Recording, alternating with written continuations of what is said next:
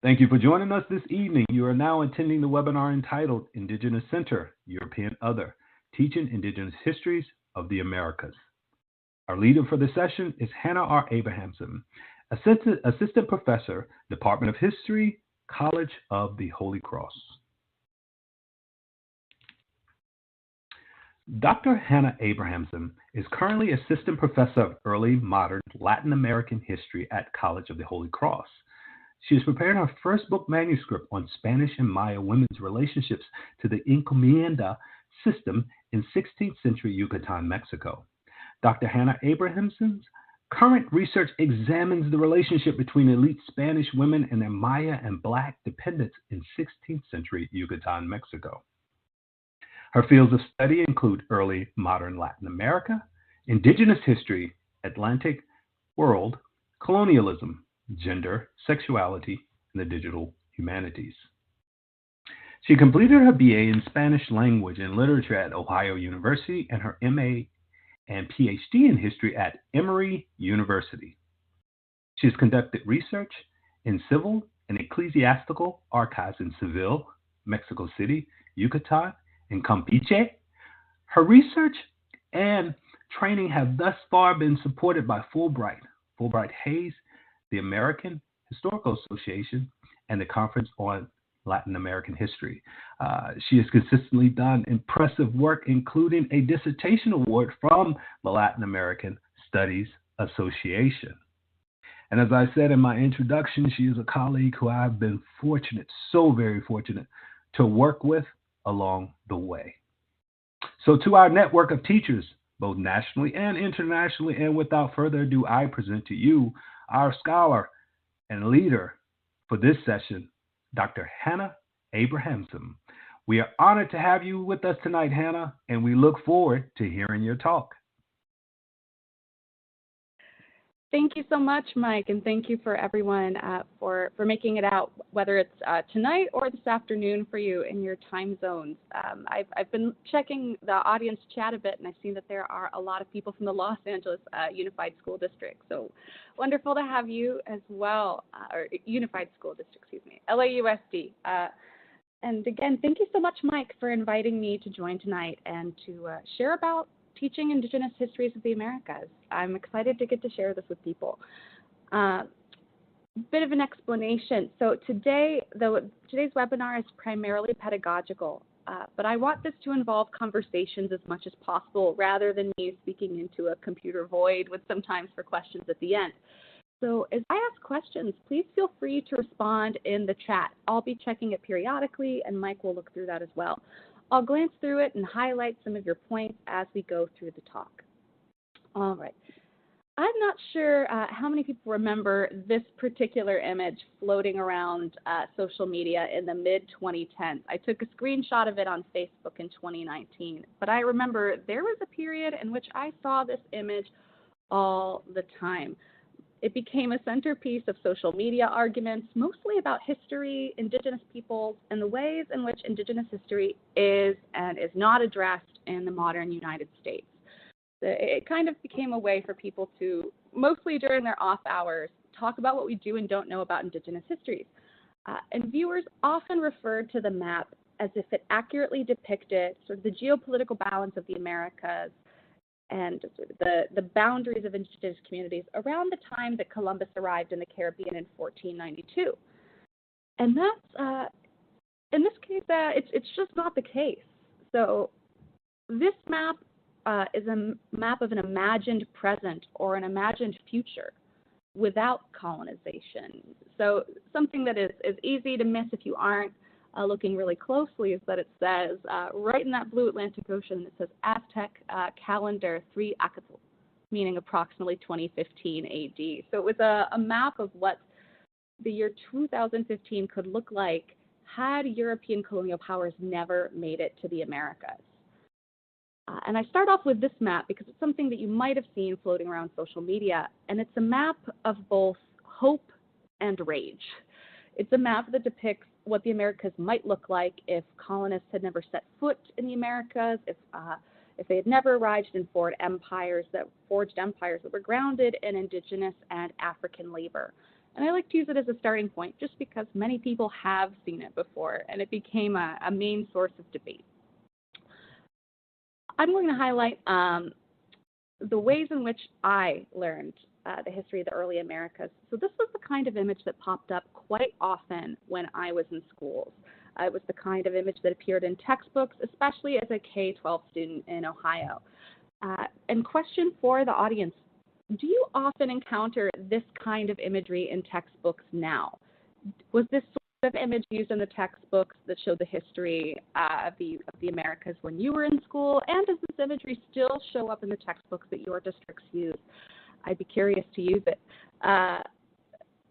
So I sometimes refer to images like this as the Disney version of the history of the Americas, not to disparage Disney in and of itself, but because it reminds me of the version of American history that's shown at the Epcot Museum exhibit in the Disney parks in Florida. It's an image in which settlers arrived on a pristine landscape, and Indigenous peoples are mentioned in the context of helping to provide food for their first Thanksgiving, and really get very little mention outside of that. Indigenous peoples are mentioned in the context of helping settlers, and then in the context of settler-Indigenous relations eventually improving. But in general, these types of images are associated with discussions that tend to overlook Indigenous history unless it can be shoehorned into a narrative of American progress. And there are two, at least to my mind, two main overarching issues with this image as a sample of the early history of the Americas. One is that, as I imagine many people in the talk tonight already know, it's fairly Eurocentric. It depicts Christopher Columbus and his men arriving at a pristine landscape. Indigenous peoples occupy really minimal space in the image. They're in the far right there, and they're depicted as an almost naked, barbaric other. In the image, Columbus and his men are the very literal center. The Indigenous peoples are a hazy, unknowable other here. They're shown as naked and sort of examples of savagery. In essence, this image depicts Indigenous people as what I would consider the unnamed, underpaid extras in the movie of the birth of the Americas. The second overarching issue with this image is that the image is quite U.S.-centric. You'll notice that it shows the 48 contiguous United States there, but Christopher Columbus didn't set foot on the lands that now make up the United States. He reached the Caribbean, and then he sailed around small parts of the eastern coast of the Americas. Yet the map we see in this image is, again, an image of those 48 contiguous states. The rest of the Americas and the Caribbean, the place where Columbus spent the most time in the Americas, don't appear at all. Those parts of the Americas are completely erased. Issue number two, this U.S.-centric focus is one of my personal pet peeves as a scholar, and something that my students could attest to all the time. I ask, when we say America or the Americas, what are we talking about? The idea that America is synonymous with the United States isn't just factually incorrect. It's dismissive of the 1.5 other continents, peoples in their history that are part of the history of the Americas. So as we discuss the history of the Americas in this particular webinar, something to keep in mind is that the United States isn't the starting point or the end goal for us today. It's just a part of this broader whole that we're going to be talking about. And I'm going to zoom in a little bit on this image so we can get a better look here. It's no accident that we know who this man in the yellow jacket with the white hair is. We know him by name and by sight, and we know him. It's Christopher Columbus, or Cristobal Colon in Spanish. But the identities and histories of the Indigenous people in this image are a complete mystery. This is a rendering of Columbus's first steps on American soil, which again, in this case, means the Caribbean. So that means the Indigenous peoples who are depicted here are most likely the Taino people who spoke Arawak. And I'm going to type those names. Taino spoke Arawak, which is a overarching group of languages, and I typed those terms into the audience chat if you'd like to see them. So there isn't any rendering of some of the most well-known Indigenous Taino political figures from this area, like Ana Kauna. She was a female leader of the Jaragua people, or her husband Kaunabo, who predeceased her in death, or other Indigenous Caribbean leaders. We don't see any of them here. We get, at best, sort of vague images here. And we don't get the history of what happens within a few decades of the period this image purportedly demonstrates, that this group of Spanish colonizers eventually murdered Anacaona, her family, her friends, her people. She's been omitted from maps of her own homeland. Traces of her can be found in documents and songs by Caribbean music artists now, who lament that she is often depicted as the leader of as she's described in the song about her, the leader of a captured or captive race. We're going to shift to a different kind of map. This is one that I quite like using in the classroom. Yes, so this is the Native Land Digital Map. It's made by a Canadian nonprofit organization. It was incorporated in December 2018. And the Native Land Digital is an Indigenous-led based map. Yes, I'm happy to type in Anacaona's name. Although I will warn you, when it comes to the history of Anacaona, there is very limited, there's quite a limited amount that we know about her. Primarily, most of what we know about her is from the writings of Spanish conquistadors and friars and other figures. But I'm happy to share those after the talk. But shifting at least a bit for now to this particular map, Native Land Digital, this is the kind of map that I like to use in classes. So it's made by a series of Indigenous map makers. There's the group Native Land Digital has an Indigenous executive director and a majority Indigenous board of directors. And a lot of non-Indigenous people have contributed on the advisory council. So this is a different interpretation of the Indigenous Americas past and present. The map shows territories, languages, and treaties, all of which can be toggled on and off. So you can look at all of them at once, or just territories, just languages, just treaties. But like any map, it's fallible. The questions that come to my mind when I look at this map are, how do I show change over time? Or how do I talk with my students about cultural or language groups that are migratory or that have been forced to migrate? For example, if I'm thinking of Nahuatl speakers, so the descendants of the Aztec Empire and other Central Mexican groups, will I show Nahuatl in the center of Mexico, or do I talk about the diaspora of that language, and how do we depict that on a map? So one of the questions that I ask students are, in maps like this, are we seeing the display of initial areas of origin of Indigenous peoples, or their actual geography dispersal now? And you're welcome to use this map by Googling the Native Land Digital website. It's publicly available. And one of the nice things about the map is that it's interactive. Each time you click on a language group or the name of a particular kind, a language group, a community, or a treaty, it has links to educational sites on each of the language and ethnic groups that are there. I want to note that this is a Canadian website. From what I've seen, Canada is ahead of the U.S. in terms of recognizing and reckoning with its own Indigenous history. But I also like to ask my students, and I'll do that with the people in the chat for a second, what do you notice is missing from this map?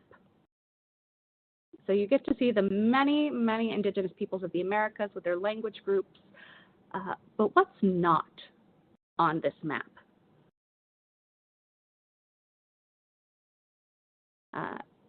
Which is, my students would complain that I often ask that question in class, what's not here? So what occurs to me when I look at this map is that we see a map of Indigenous peoples, but we don't see the other actors that have shaped the Americas over the last 5 years. We don't see different European groups, African groups, or non-Indigenous historical actors. I also see comments saying that we don't see borders or political boundaries.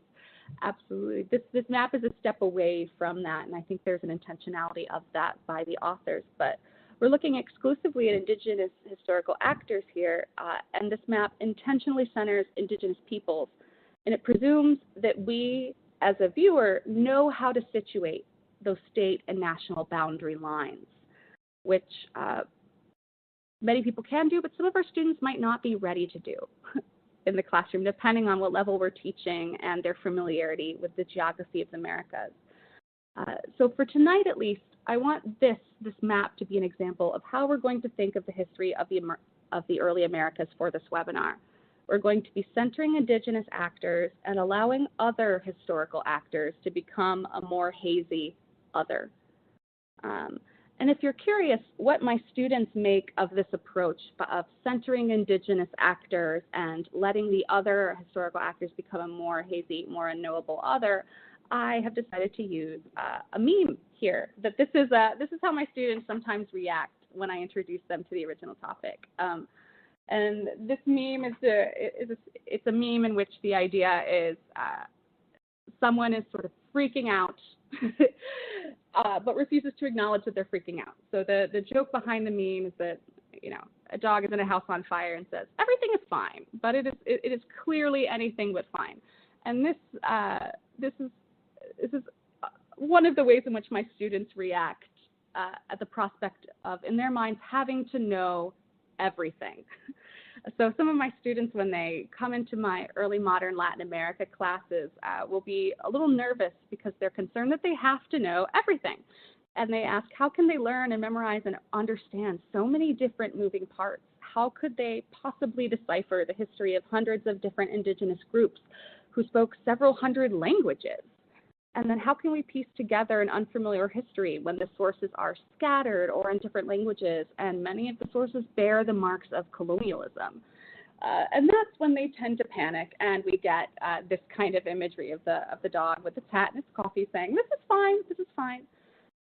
And as I tell my students, perhaps most importantly, how can they learn history and discuss it earnestly without the two things that they fear the most? My students seem to fear being offensive, or worse, wrong.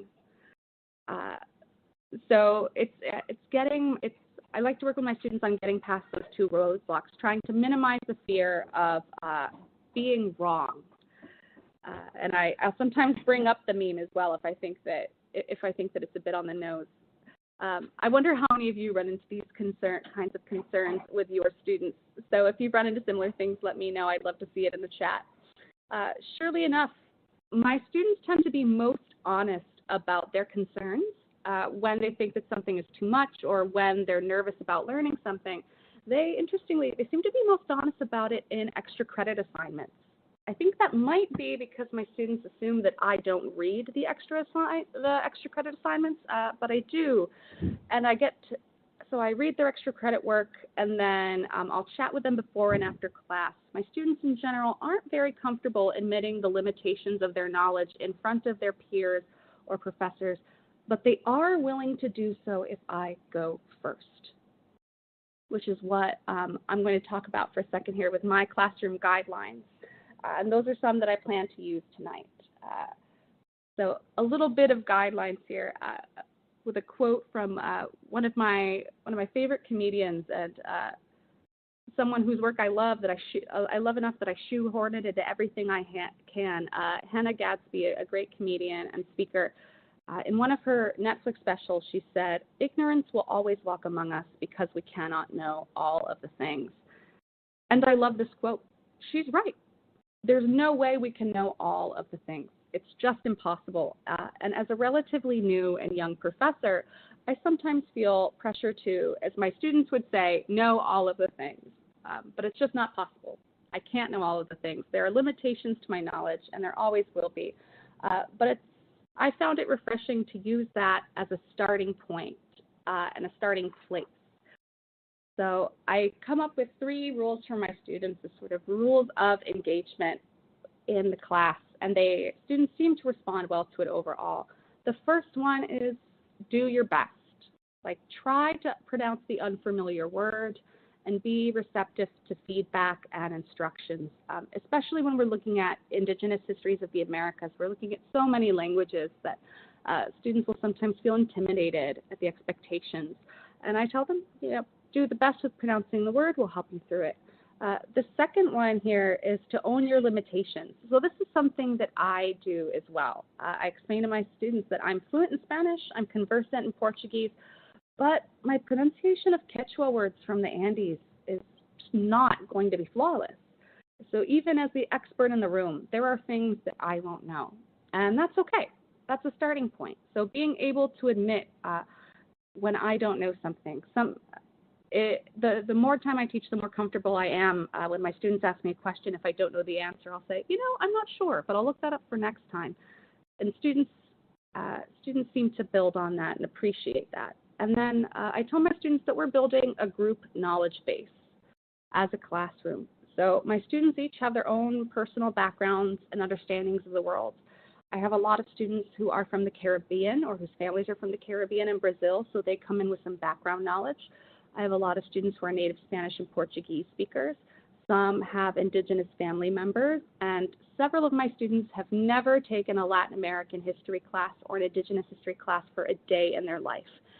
And I tell them that whatever their background knowledge may be, they should incorporate it into the class, that we're going to create a sort of collective knowledge base that expands beyond anything that we as individuals know. And I'm going to highlight a quick outline for our talk today. So I'm going to introduce you to some of the Indigenous histories of the Americas. I want everyone to have some of the same background, make sure that we're all on the same page moving forward, a bit of an interest, a bit of a background there. Then we're going to talk about some of the sources for these histories. This is going to be a short, more informative section with several links and recommendations. Then there'll be a section on my experiences teaching these histories and some of the results of that. So stay tuned for stories of trial and error. And then if we have time, we'll go for a sneak peek at my research and my forthcoming book project. However, if we're having a great conversation, we'll jettison that fourth part and we'll spend time on the other pieces. So let's get into the next part. So originally I envisioned asking this question. I'm not sure why in my mind I thought a Zoom function would work.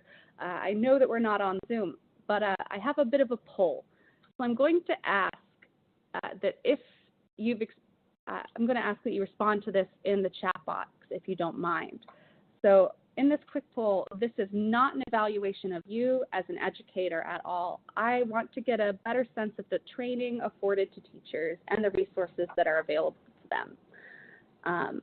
So I'm curious. I would like you to say like the word yes or answer some sort of affirmative answer if you feel that you already at this point have the training and resources to teach Indigenous histories in your classroom. So if you feel that you already have the resources and training that you need to teach that history in your classroom, would you please drop a comment in the chat box that just says yes, or if not, that'll be helpful. And it'll give me a sense of what the sort of collective knowledge base is. All right, I think I've seen about 60 no's come through, a few absolutely nots, and then a few more vehement no's, and then a few yeses. So that gives me a sense of kind of the collective sort of space that we're at. So we're going to start with some intro things, and this is also how I start my class. I like to make sure that we have the terms to use, because in order to talk about different groups, it helps to make sure that we all have a similar language base, a similar group of terms that we're going to use. So I would like us to take a minute to think of the terms that we use to describe and identify Indigenous peoples. The terms that we most often see in the English language are Indigenous, Indian, Native American, First Peoples, First Nations. If we're looking at Australia and New Zealand, the term would more likely be Aboriginal. I'm curious, if you'd like to add a note in the chat box, what terms do you use in class, or what terms are most often used in the textbooks and source materials that come up in your classes? In general, I tend to see the term Indian in older scholarship on Latin America, but that term is increasingly being retired, so the term is less often used in more recent scholarship, and scholars of Latin American history and of the history of the Americas have begun to shift to use the term Indigenous more often.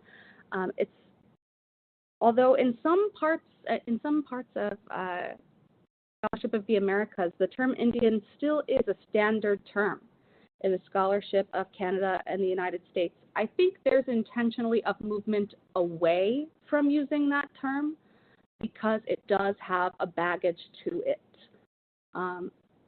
but at least in the history of Latin America, more and the Americas outside of what's now the United States and Canada, so really everything from the southwest U.S. borderlands on down, the more common term being used in English language scholarship at this point is indigenous.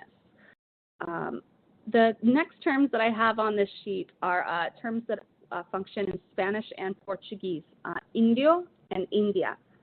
I would like to point out that these terms are generally not considered offensive throughout Latin America. Depending on place and time, sometimes they can be, or the terms themselves are not necessarily inherently offensive. They don't always carry the same weight that the term Indian does in English. But in all of these cases, looking at Indigenous, Indian, Native American, First Peoples, Indio, and India, the Spanish and Portuguese terms, in all of these cases, we're looking at an exonym. So an exonym is a term applied by outsiders. So an exonym is a common and external name for a geographic place or a group of people, an individual person, or a language dialect. So it's a term used by outsiders. So all of the terms that we tend to use today, for the most part, are terms applied by outsiders, an umbrella category. So for the most part, people within the Inca Empire would refer to themselves as Inca or by the name of the town that they were from, the community that they grew up in. Perhaps they would identify with a linguistic group, but they would not have called themselves Indian or Indio or India, at least not until the beginning of the 16th century. So these exonyms that we see come in later. In the cataclysmic year that becomes one of the main sources of discussions, 1492, that early period of encounter, there wasn't a pan-continental identity. There wasn't a sense of identity that was shared across indigenous peoples of the Americas. So at this point, people didn't think of themselves as American or indigenous. A pan-continental identity developed later over time as a result of conquest and colonialism. So in 1492, indigenous peoples, again, didn't characterize themselves as Indios, not until that was a sort of lumping umbrella category that got used later on. So a Maya person from the community of Uman would tend to describe themselves as being from Uman. They might reference their lineage, the name of their community, their location, but they wouldn't call themselves indigenous, Indian, or Indio, not until those terms were later brought about by the clash of cultures that resulted from conquest and colonialism. I wanted to use these terms to make sure we all have a sort of shared language base as we move forward. So I'm going to start the first of those four main sections where we really look at indigenous histories in their own right. I'd also like to briefly mention the image that I have on this slide. This is an image of an Inca queen and her subjects by an Andean scholar named Guamampoma de Ayala. And we're going to be seeing more of his work and talking about him as a scholar, as a writer, and as an artist later on. This particular scholar is one where the majority of his book and the images that he made of the Andes can be found online. And it's one of the really great publicly available sources that I recommend you consider incorporating into your classrooms. So we're going to start by discussing some indigenous history in its own right. We could think of this as a Intro to Indigenous History 101. So I'm going to highlight a few places that would be interesting to explore with your students, depending on the nature of your class. This is an image of Cahokia. Cahokia is in current-day Illinois. It's across the Mississippi River floodplain from St. Louis, Missouri. And it's the largest site of the largest indigenous archaeological sites north of Mexico. The area that would eventually become the city of Cahokia was first settled by late woodland indigenous peoples somewhere around the year 700. And within a century, so by the year 800, peoples of the Mississippian indigenous culture began to take root in the area. Mississippian culture is often associated with large-scale sedentary agriculture, especially the cultivation of maize. And maize was a really main staple, a huge staple of foodstuff that was used all the way from the Great Plains of the Americas down through Mesoamerica and into the top of South America. Scholars aren't quite sure what the peoples of Cahokia would have called the city or themselves. Cahokia is another term that got applied later. And researchers use the broad term Mississippian culture for the period that we're looking at, which begins around 800 and goes into the middle of the medieval period. Researchers use the term Mississippian culture for this time period to mark the peoples and the time period here. Cahokia flourished from about 950 to about 1350 AD.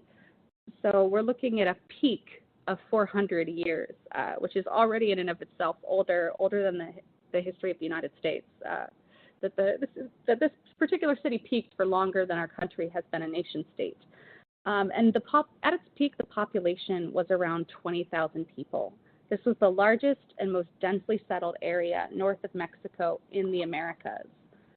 And it was laid out with clearly defined zones for administrative and ceremonial functions. There were particular elite compounds, residential neighborhoods, even suburbs, and they were all oriented along cardinal directions. This particular site, Cahokia, once covered more than 1,600 acres and included about 120 mounds. These mounds were constructions that they served a variety of different functions. Some of them were public buildings, some of them were funerary sites. There was also a astronomical observatory. Scholars in our modern world have called it Woodhenge because it had a circle of wooden posts. And Cahokia's most dominant feature is known today as Monk's Mound, which is what I have a picture of here. It's a series of wide rectangles stacked on top of each other. It's like a step pyramid, and it's made entirely of earth. It's bigger than any other human-made earthen structure in North America. Cahokia is also currently a U.S. state park. And yet Cahokia is something that I didn't learn about until I was in graduate school. It's something that hadn't popped up in any of my textbooks as far as I can recall, and that my teachers didn't mention because they weren't familiar with it. I'm sure the wonderful teachers that I had in K-12 would have brought this up had it been part of their repertoire, part of the sources that they were taught about. Which is why I like to bring it up today as one of the big examples of North American Indigenous history. This is a painting based on recent archaeological excavations of Cahokia, and it gives us a better idea of what the Mississippian peoples who've inhabited the area, what their lives would have looked like in the civilization that they developed. And I took this particular image from their own website.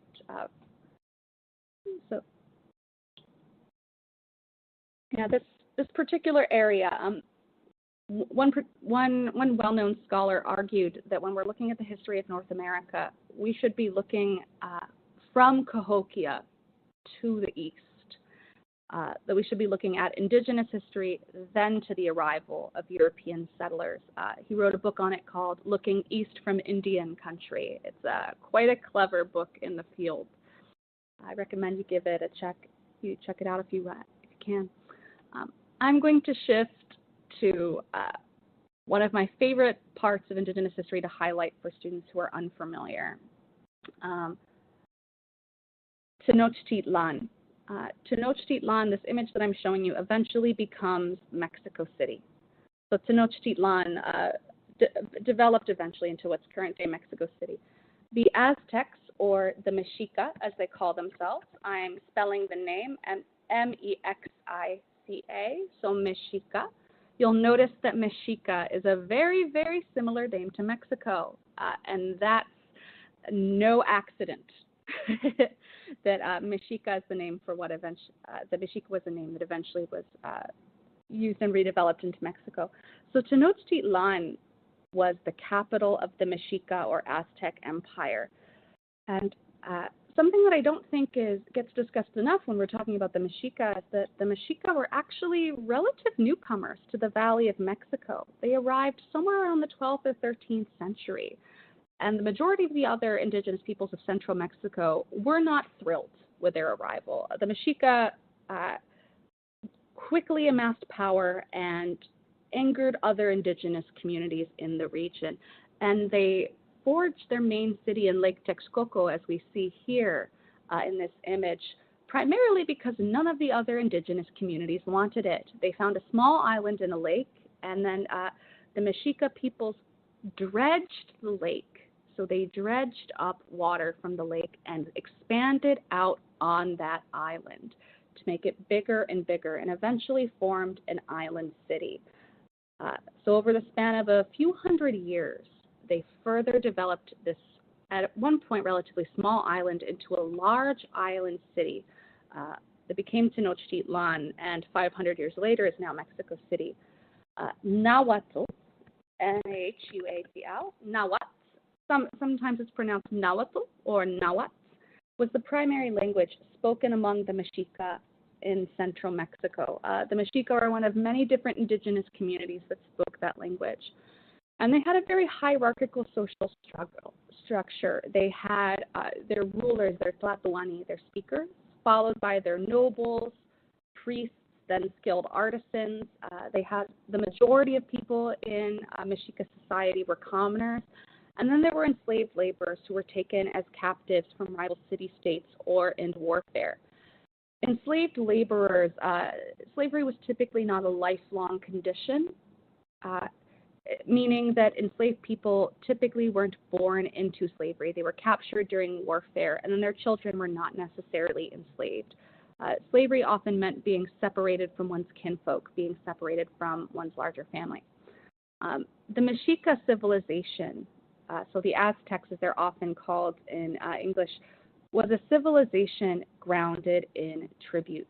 The Mexica demanded tribute from other indigenous city-states in the region. And they very quickly got a reputation for being sort of bloodthirsty up-and-comers in the area. The Mexica also borrowed a lot from the communities that were in central Mexico. They had a very complex polytheistic religion, a large pantheon of gods. And their city of Tenochtitlan, which we see here in this image, was founded in about 1325, meaning that by the time that Spanish soldiers arrived along the causeways in 1519, the city was less than 200 years old. Prior to Spanish arrival, the population of Tenochtitlan was estimated to be at least 150,000 people, which means that Tenochtitlan was larger than most European cities at the time. If I recall correctly, only London and Paris were larger. So it was larger than most cities in the world, although I think Timbuktu in West Africa was about the size of Tenochtitlan at this point. The Tenochtitlan itself was built on Lake Texcoco. I like highlighting this particular image because it gives us, in some ways, a bird's eye view of the city.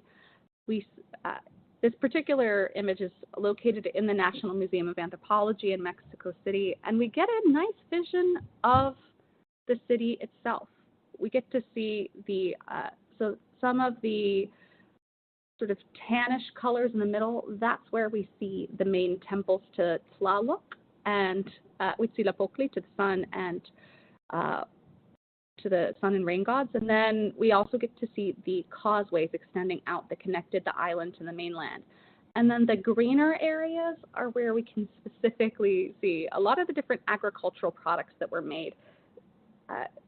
The Mexica created floating gardens called chinampas, which I'm happy to write out in the text here. It's chinampas. And these floating gardens allowed, in some cases, the food to really, the agricultural that they were products that they were making, the food was able to irrigate itself, and it allowed them to build out the city even further than they might have already.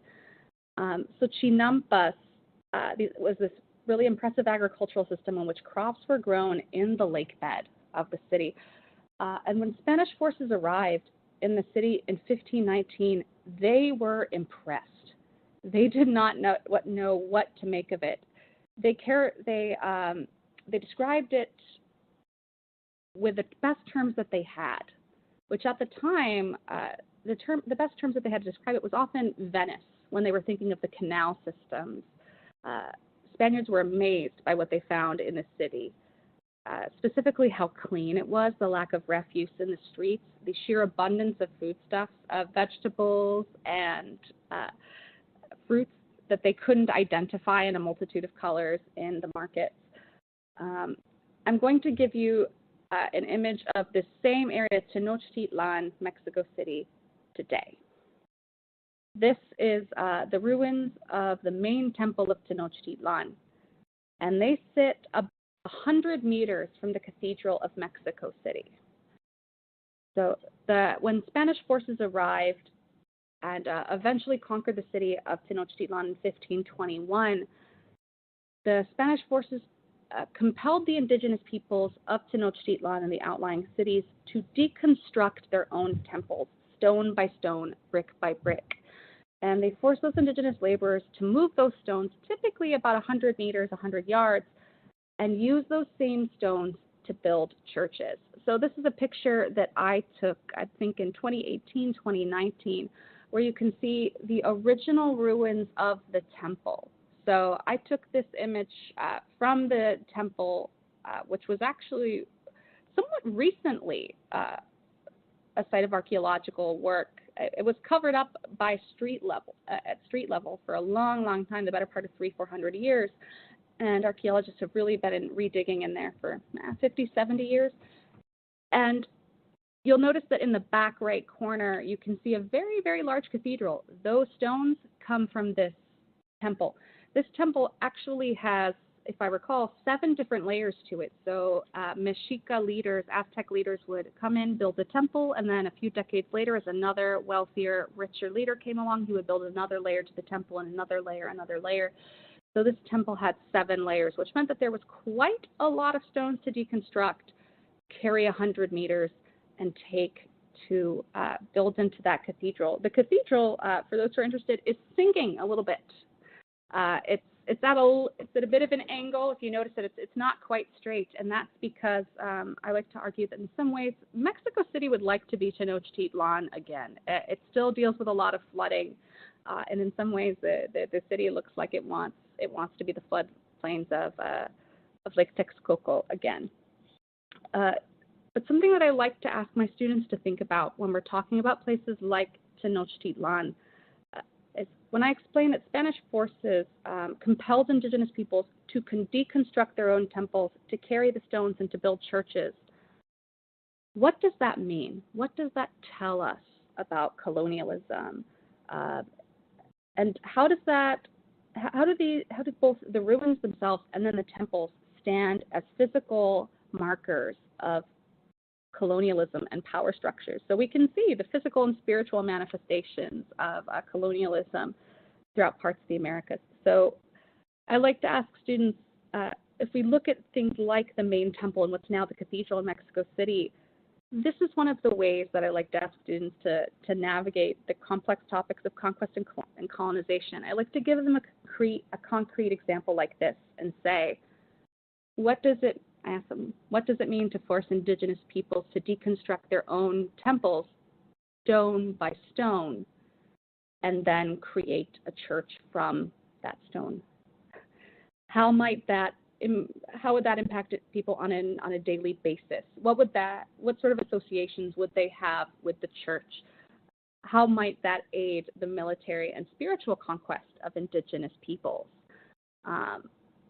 And then I also like my students to focus on the fact that that temple is still there.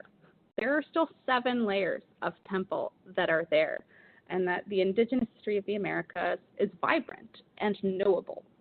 It takes sometimes some creativity with sources and the types of source you're willing to look at and how. But my students and I like to focus on what can be known and the ways we get there.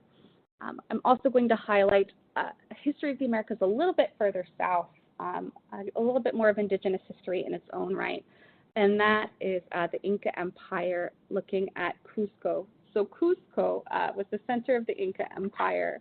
It was laid out with clearly defined zones that had administrative and ceremonial functions. They had a lot of elite compounds, residential neighborhoods, and even suburbs, and they were all similarly oriented around the cardinal directions.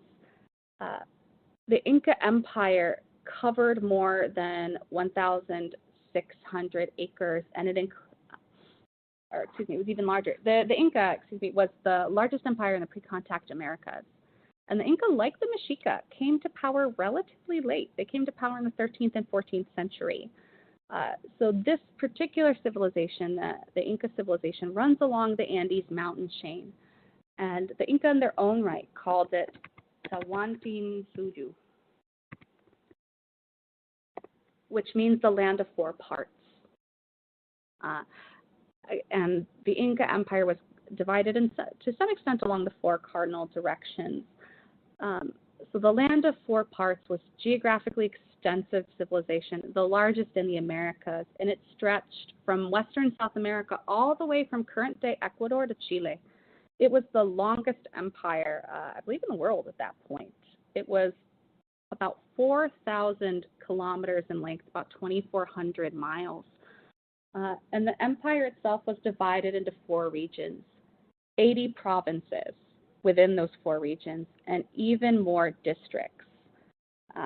The Inca had an incredibly developed road system with over 25,000 miles, or about 40,000 kilometers of roads.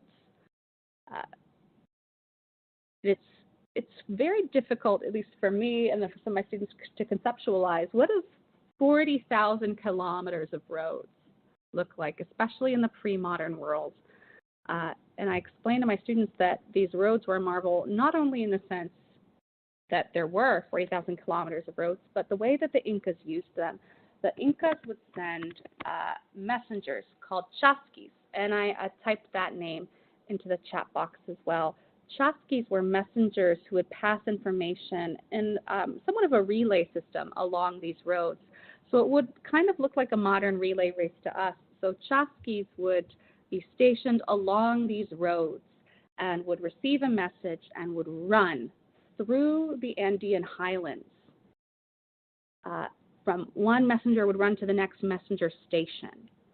And the messages would be conveyed long, long distances through that system. So when we think of the Pony Express in the United States, in some ways it looks a little bit like a cheap knockoff, or maybe less effective knockoff of the chasquis in the Andes. And when we're looking at the Inca Empire as well, it helps to recall that the Inca Empire were primarily united by Quechua as a language, although there were plenty of other people who spoke Aymara as well. Those were the two main languages in the region. And the Inca, much like the Spanish, much like the Mexica, when the Spanish encountered them, the Inca were not necessarily well loved in the Andes. The Inca were a young expansionist empire, and they also conquered other indigenous city-states and integrated them into their long expanding empire, and generated a lot of dislike from that, which will be relevant as we continue our discussion. This here is an image of some of the main types of information transmission in the Inca Empire. This is called a quipu, and in this particular slide I put up two of the main spellings of quipu. Many of the indigenous terms that we've seen, once they've been transcribed into English spellings, have multiple spellings. So sometimes Inca is an empire spelled with a K, with a C. Quipu, as you'll see here, has two different spellings. The Inca didn't have an alphabetic writing system. Instead, they used these devices, quipu, as a means of recording information. So these were very intricate systems of ropes with knots. And they were likely used to record numerical data. For a long time, scholars were really hoping that these quipu would contain narratives that we could use to get, in some ways, the stories of the Inca Empire, but it seems unlikely that that's the case. They were most likely used to record numerical data. So chasquis could carry quipus alongside other messages and take these across significant distances. They were relatively lightweight, and particularly in the more arid desert regions of the Inca Empire west of that mountain chain, these quipu have fared fairly well over the span of the last 500 years, and archaeologists and anthropologists have been able to use the quipu as a lens for looking at the Inca Empire. So one of the things that I ask my students is, in the absence of indigenous written records like alphabetic writing, what kind of material can we look at when we're looking at indigenous history? So quipu is one of those examples of what we could call material culture. So the types of information and goods that people leave behind.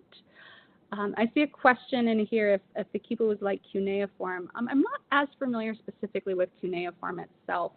And I see a few questions about Machu Picchu as well. Interestingly, Machu Picchu was more of a pleasure palace in the Inca Empire and a citadel. It was made about a century before European forces arrived in the Americas, and it's often now treated as sort of this main site of Inca culture. But Inca culture was really oriented in and out of Cusco as the center of the empire. Machu Picchu is beautiful, and I do hope to visit it someday.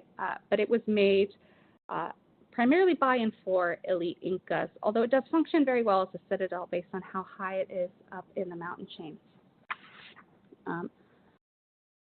I want to pause for a second here and allow any of the audience members and participants today, any attendees, to put a question in the chat if they'd like, before I talk about some of the main points that I highlight when I teach Indigenous history, some of the historical patterns that we can point to. I figure we can take a minute before we go on to the next segment if there are questions that you have about these different Indigenous societies. I wanted to highlight some of the most well-known, although I will admit that these are sedentary, highly populated groups, which isn't necessarily which wasn't necessarily true of many Indigenous cultures. Mike? Good deal. Thank you so much. This is so fascinating. Andrew had a question pretty early on, and you've responded to this. It's a little broad, but what would you recommend teachers emphasize about Indigenous groups in the Americas in their curriculum that you know probably isn't given time right now? And I'm seeing elements of that. This question was asked pretty early on, but I wanted to be sure to present it to you. Andrew asked it within our first maybe 15 minutes. So if there's anything that you want to expand on, just to touch on that question. I know that as a former AP U.S. history teacher, American studies teacher, I know that your state standards are pretty shallow, and so I know that in a lot of instances they don't have opportunities to have these deep dives. So if there's like maybe 1 or 2 points that you want to expand on, that would be great. Sure. I think one of the things that I like to take time to really focus on with my students is that Indigenous history is so, I dislike using this word, but it's true, multifaceted. There's just so much of it, and more of it is knowable than we might think. That does mean that we have to be willing to incorporate different kinds of sources into our classrooms. So oral history is a huge one in historical scholarship of the Americas and Africa. So incorporation of oral historical scholarship, archaeological records of so ethnographic work, but also being willing to look at art and artistic work and different types of what we could call writing. So one thing I could ask my students, like this slide, when we're looking at quipu as transmitters of information, why do we put so much emphasis on the written word when there were civilizations that transmitted information orally with such impressive exactness, when we can focus on that as well, or with quipu as a transmitter of information? And then another thing that I like to tell my students is that Indigenous history, when we look, isn't exclusively the past, that Indigenous peoples are still very much part of our present world, and that knowledge is knowable about them because many Indigenous peoples are still there, and we can ask them, and they often keep really impressive, varied historical records of their own experiences, their own communities. So being willing to look at some of those wide sort of source bases and move on. Good deal. Thank you so much. The next question is, how well connected or intertwined were these different groups from North to Central or South America? So it varies. In general, from, I would say, central Mexico throughout Mesoamerica, there were some very, very well-connected, long-standing trade routes. So, for example, the Inca Empire was very familiar with different Maya communities and city-states. And Maya city-states were very aware of the growth of the Inca Empire. And they were probably aware that the Inca Empire had expansionist plans to move south and try and take some Maya territories, and that those plans were scuttled by the arrival of Spanish conquistadors. Whether people from central Mexico were aware of the Inca Empire in the Andes, less likely, although parts of South America were in contact with the Caribbean via Caribbean trade routes and systems of, often canoeing and other types of boating systems that existed at the time. In general, there were very, very large trade routes throughout the Americas that connected Indigenous peoples across hundreds or in some cases thousands of kilometers. So when we're looking at Indigenous archaeological sites, we'll often find things like shells from the beach in sites that are 3,000, or not 3,000, sorry, maybe 300-400 kilometers away from the beach. So we know that there was significant trade allowing for goods to move across space and time. Although that doesn't necessarily mean that the Inca and the Mexica, so the Inca and the Aztec were trading with one another. Typically, no, those were quite too far away. Yeah, but I hope that gives a little bit of a sense of the scale. Good deal. Thank you so much. And I would encourage anyone else, if you have any questions, feel free to enter them into the chat. We have about another 24 minutes remaining. So if you have any questions, please feel free to enter them into the chat. We can proceed on, Dr. Hannah. Thank you. Will do. And I saw a note about coca leaves. And yeah, coca leaves are grown in the Andean highlands. And coca leaves are most well known now because they are used and processed and reprocessed to make cocaine. But coca leaves themselves are a long-standing sort of medicinal. People have used them to combat altitude sickness in the Andes for a long time. But I'm going to shift on ahead a little bit to talk about what I call the missing century. So when I was in kindergarten through 12th grade, I noticed that there was a tendency to teach American history, by which that often meant the history of the U.S., as if there was a line beginning somewhere around 1492 that stretched towards some sort of ill-defined progress in the present. My college students say that sometimes that narrative ends up in textbooks to this day. But the timeline has some big omissions. I've noticed that it tends to jump from Columbus's arrival in the Caribbean in 1492 and sort of picks up again in Jamestown, and it just skips that 16th century. So it seems to bypass the entire 16th century, the century in which Spain and Portugal formed long-term colonies in the Americas, this first century in which enslaved people were brought to the Americas, including to parts of what's now the United States, if we're looking at Florida and the American Southwest. So this is the century in which British, French, Dutch, and other European powers first began to consider the Americas what they could hold in store for them. So the century-long gap tends to be a product of focusing mostly on British colonialism, but I encourage teachers to look at that 16th century too. And when we're talking about conquest and geographies of colonialism, something that I tell my students is when we are looking at Indigenous history, we need to remember that the conquest of the Caribbean, the Mexica capital of Tenochtitlan and Cusco, were the start of European colonialism, not the end. They were the beginning of European colonialism in the Americas. So Spain, Portugal, England, France, and the Netherlands never quite controlled all the territory that they claimed to possess. They would lay claim to a territory and mark it as theirs on a map, but it was quite another thing for them to control all of the lands that they claimed to hold.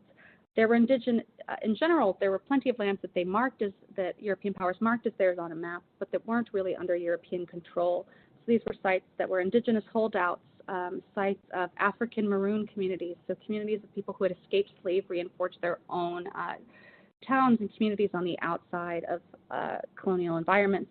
And there were territories that were sites of negotiation. And one question that I love asking my students, because it's a trick question, is at what point can we say that indigenous societies of the Americas were conquered? Is there a single date? And the answer is no, there isn't a single scholarly consensus. There isn't a single date in which we could say, aha, this is the period in which indigenous peoples were conquered or colonized, nor can we say when the processes of conquest and colonization had fully elapsed. Some scholars would argue that there were holdouts that existed into the 19th and even 20th centuries. Another thing that's important to consider when teaching indigenous history of the Americas is the Great Dying, so the sheer impact of disease. This particular drawing is from the Florentine Codex, and it depicts smallpox and its effects on the Mexica peoples.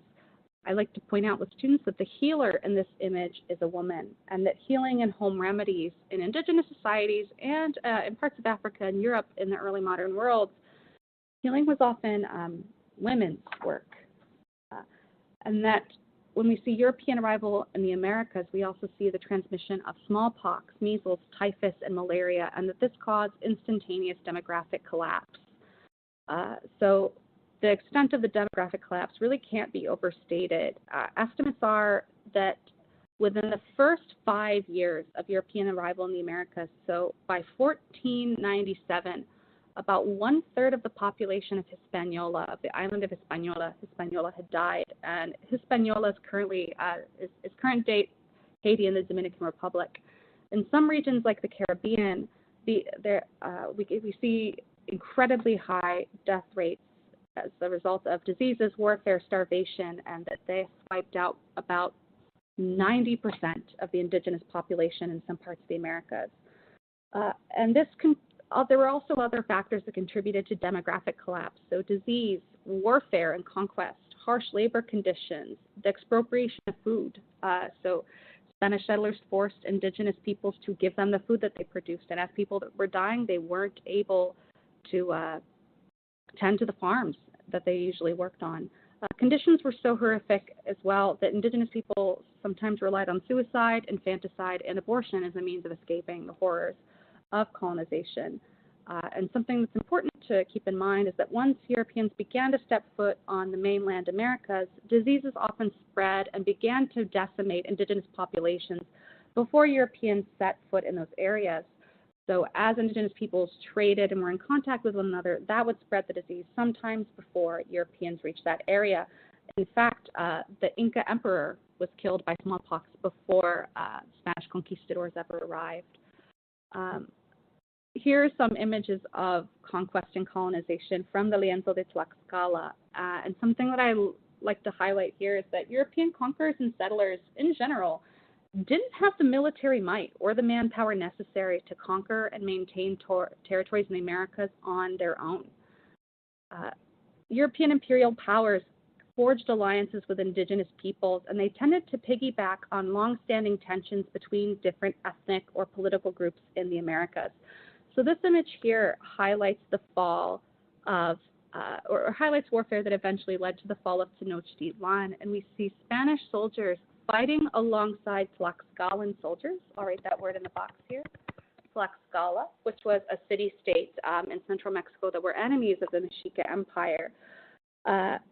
And the Tlaxcala eventually allied with the Spaniards against the Mexica Empire. And I use these images when teaching the fall of Tenochtitlan with my students because looking at the images, the fall of Tenochtitlan looks a lot more like indigenous civil war than it does exclusively a Spanish conquest.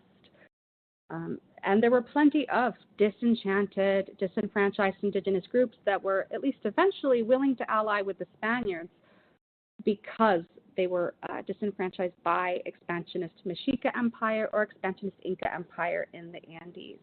And I'd like to briefly, while there's time, go over some sources that teachers can use to highlight indigenous histories of the Americas.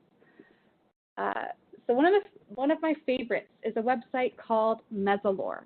Mezzalore, it functions both in English and in Spanish, and it has several indigenous codices. And the codices all have explanations. So all of the iconography, all of the images have explanations of what's going on, which is wonderful if you're not an expert on indigenous iconography. I'm not an expert on iconography, so I rely on the descriptions when I'm talking with my students. So this particular source here, the Matrícula de Tributos, is a tribute roll. And this source in particular depicts what the Aztecs, what the Mexica demanded from different indigenous groups that were under their authority. This shows the tribute that the Mexica demanded from subject city-states. And it shows the everyday goods that they wanted in order to keep the empire going: maize, squash, beans, and it also shows the luxury goods that they wanted. And I like highlighting this source because it gives us a sense of the resentment that different indigenous communities would have had for the expansionist Mexica empire. One of my students decided to analyze this particular source, and he found, he's a combined history and math major, and he found that the Mexica were demanding 150,000 units of tribute every few months from conquered peoples. So this is one of those great codices that you can look at in class, and you'll see the little white icons there. That allows you to click on it and get explanations of the imagery there. Another source in here that I like is the Lienzo de Tlaxcala. The Lienzo de Tlaxcala was produced by indigenous peoples from Tlaxcala, from that city-state, that eventually allied with the Spaniards against the Mexica, against the Inca Empire, or excuse me, against the Aztec Empire. This is an image, again, made by indigenous peoples depicting the encounter between Moctezuma, or Montezuma, as he's often called in English, and Cortés. And Cortés is there with his indigenous translator, Malintzin, behind him. And this particular set of documents, this particular indigenous codex, is fascinating to read because a lot of the imagery focuses on this indigenous woman who did a lot of the translating for Cortés, was a particularly big figure in Mexican history and in indigenous history of the Americas and in Latin American history quite broadly. And it provides an indigenous perspective, specifically a Tlaxcalan perspective on indigenous history. The third source here is Denmark's Royal Library has Guamampoma de Ayala's source. Yes, I see a comment here about La Malinche. The translator here is La Malinche. This third website is Denmark's Royal Library. Exactly why the documents in Denmark, I'm not sure, but many indigenous codices aren't held in the Americas at this point. And Denmark's Royal Library has Guamampoma de Ayala's text. Guamampoma de Ayala was an Andean scholar, and he highlighted and wrote several detailed accounts of the Inca Empire, both before and during Spanish colonization. And he created a text that was somewhere between 600 and 1,000 pages long to try and convince the Spanish crown to examine the Inca Empire on its own merits. And this particular website has a translation of parts of the text, and it contains some of the hundreds of images that Guamampoma de Ayala drew of the Andes and its history. So even if you can't read the text itself, depending on your fluency in Spanish or your knowledge of Spanish, you can use the images from this to get to introduce Andean and Incan history to your students. There's also images from the Florentine Codex, which is again going back to Central Mexico, that are available on the Library of Congress website. And that one, there are quite a lot of translations online in English. This particular version that's in the Library of Congress website is primarily, if I recall, Spanish and Nahuatl, the language from Central Mexico, but the images, again, can be used with students. And some books that I recommend, they're relatively cheap if you have about 25 bucks lying around. You can buy a copy and then scan individual chapters, which is what I do with my students. Each of these sources here is a primary source edited volume. So I recommend that you consider these. So each of these volumes has sources that have been translated into English, and like this one on the left is Indigenous wills. So they're a series of wills all made by Indigenous peoples. So it allows students to see what average and wealthy Indigenous peoples had. The other two sources here highlight some of the political history of Indigenous peoples from Mesoamerica and then from the Andes. Yep. And I think I'll leave it here, Mike, and allow people to ask questions because I've talked quite a lot. No, you've done a great job, and we're hanging on every word. My wife, who's a middle school teacher, she is beside me now, like leaning into the screen. So, thank you so much. And so there was a question that Patty had. Want to know about the Chinampa, to know about the diet and the average lifespan of Indigenous people. So much emphasis today is placed on diet and lifespan, diseases, and Patty wants to know more about how this aligns with the crops that were produced during that time. If you can touch on that. Sure. You might recall from earlier in the talk when I said that we should own our limitations, Mm-hmm. of our knowledge. And I will admit that I'm not as well versed as I'd like to be on the nutritional values of as much of the foodstuffs, but I do know that maize, beans, and squash in particular were some of the most used foodstuffs in the Americas.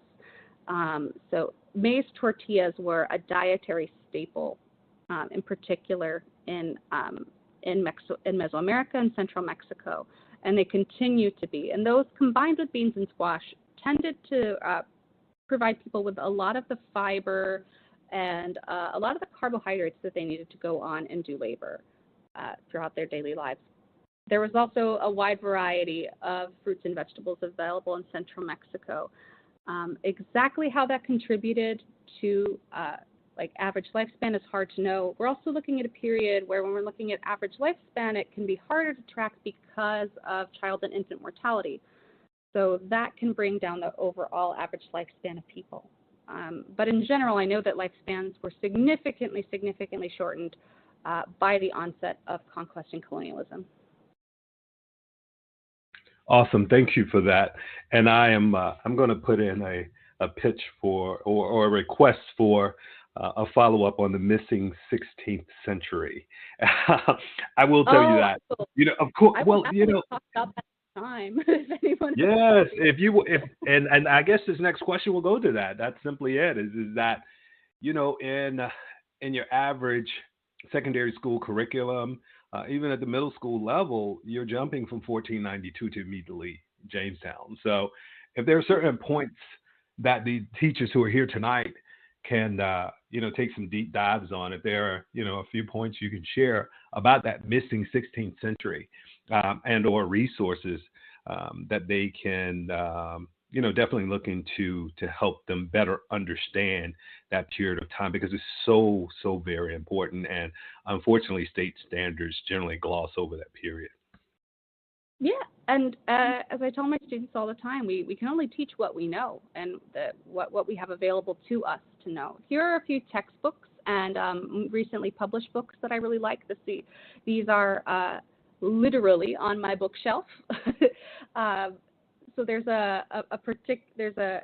second book here is a very recently published textbook, A History of Indigenous Latin America. I think it came out about a year or two ago. The one on the left, An Indigenous Peoples' History of the United States, has a series of essays.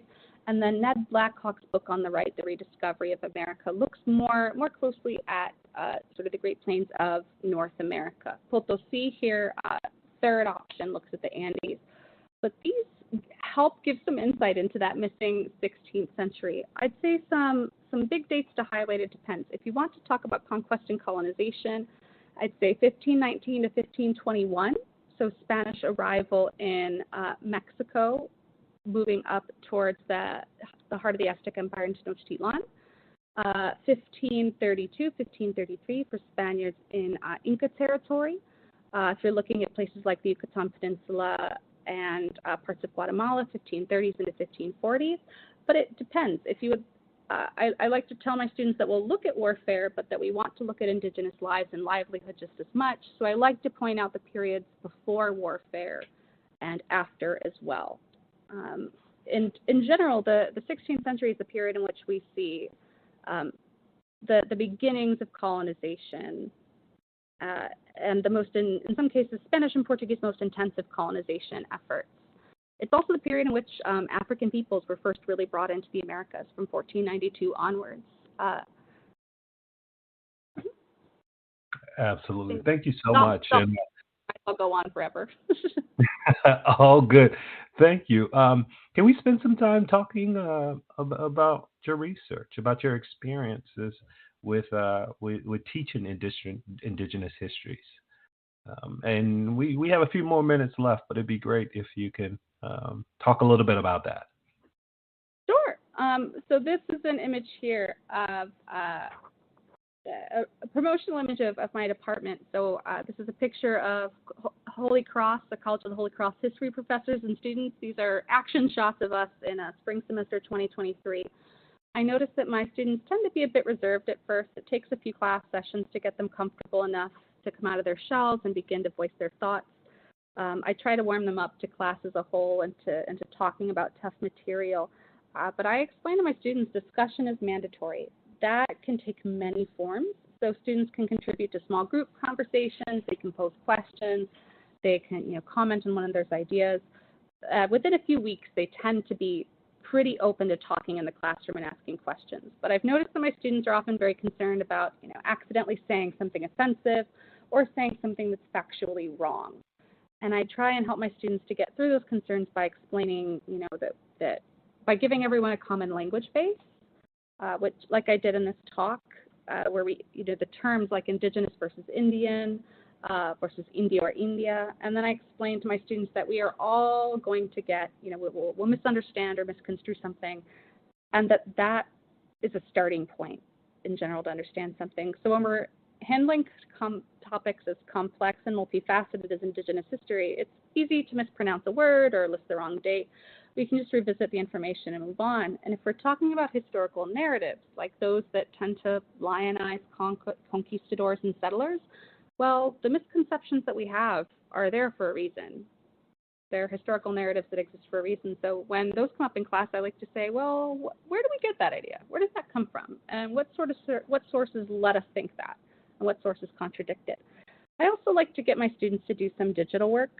So I had them create a timeline of Indigenous history. I gave, this was in an upper level seminar, but I gave everyone 15 minutes to look up Indigenous history on day 2 of the class and add points to a timeline.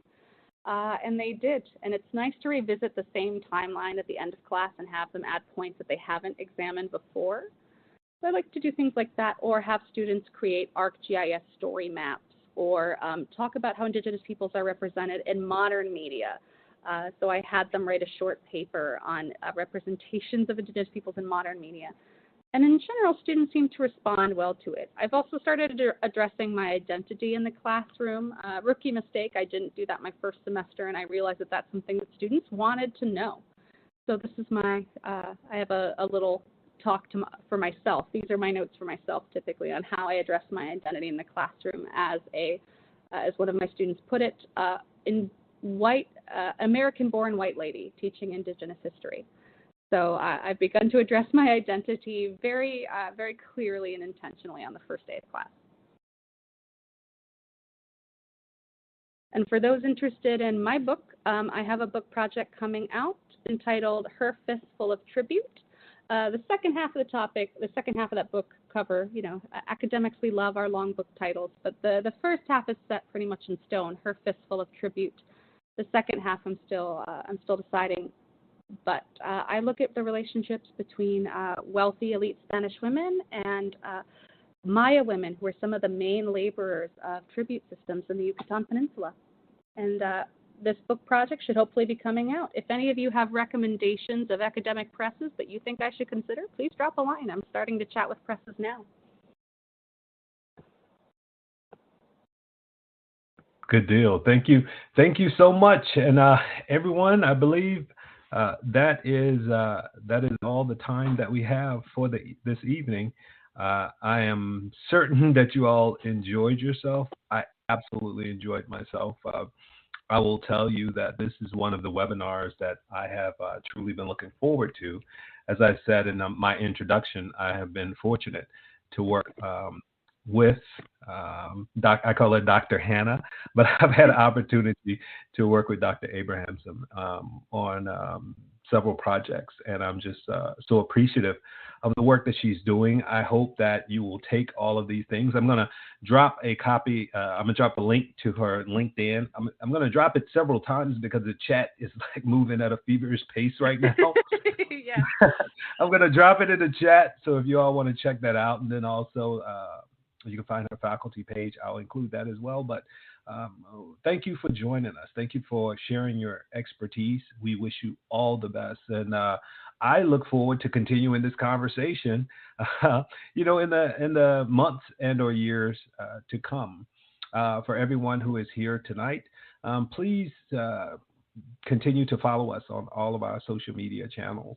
If you should have any questions or anything, you can find us at National Humanities or at NHC Education on X, formerly Twitter. But of course, if there are any updates that you would like to have, please feel free to come to nationalhumanities.org. And if you are so inclined to support the humanities, we are in fact a private nonprofit institution.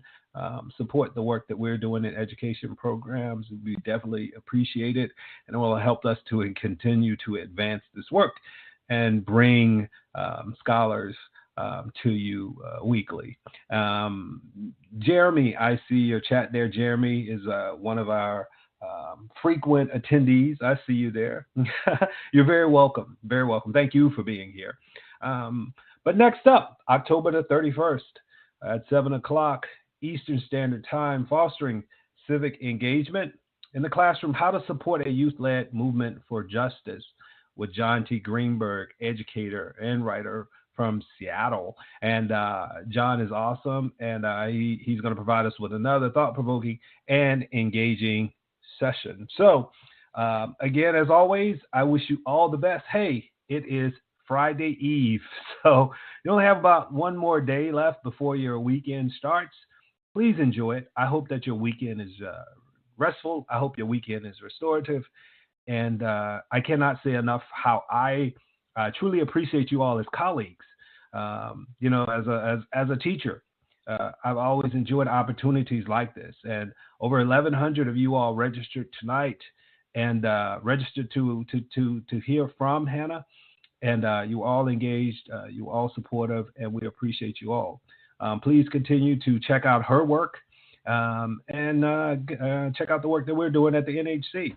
As I've always said, if I can answer any questions, please let me know. My job is to surround and support you. I wish you all the best. And again, special thanks to Ricardo for joining us tonight. Thank you so much, Andy Abrahamson, for joining us tonight as well. We have enjoyed it. You all have a great night.